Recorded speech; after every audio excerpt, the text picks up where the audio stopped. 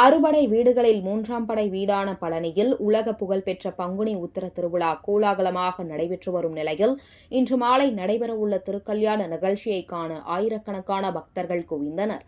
கடந்த 26ஆம் தேதி கொடியேற்றத்துடன் தொடங்கிய பழனி பங்குனி உத்திர திருவிழா தற்போது உச்சகட்டத்தை எட்டியுள்ளது. விழாவின் முக்கிய நிகழ்வாக இன்று மாலை மலையடிவாரத்தில் உள்ள திருஆவினன்குடி கோவில் முன்பு தினைப்புனம் காத்த நாயகி வள்ளி மற்றும் தெய்வானையுடன் முருகப்பெருமானுக்கு திருக்கல்யாண வைபவம் நடைபெறவுள்ளது.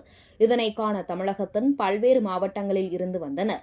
குறிப்பாக ஈரோடு மாவட்டம் கொடுமுடியிலிருந்து காவிரி தீர்த்தம் எடுத்து வந்த ஆயிரக்கணக்கான பக்தர்கள் விதவிதமான காவடிகளை சுமந்து அரோகரா முழக்கத்துடன் கிரிவலம் வந்து நேர்த்திக்கடன் செலுத்தினர். பக்தர்களின் வருகை அதிகமாக உள்ளதால் இன்றும் அடுத்த 2 நாட்களும் மலைக்கோவிலில் கட்டண தரிசனத்தை கோவில் நிர்வாகம் ரத்து செய்துள்ளது. பாதுகாப்பு பணியில் திண்டுக்கல் மாவட்ட காவல் கண்காணிப்பாளர் பிரதீப் தலைமையில் 500க்கும் மேற்பட்ட போலீசார் தீவிர கண்காணிப்பில் ஈடுபட்டு வருகின்றனர்.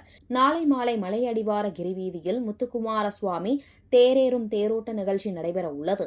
இதற்கான இறுதிக்கட்ட பணிகளில் கோவில் நிர்வாகம் தீவிரமாக ஈடுபட்டு வருகிறது.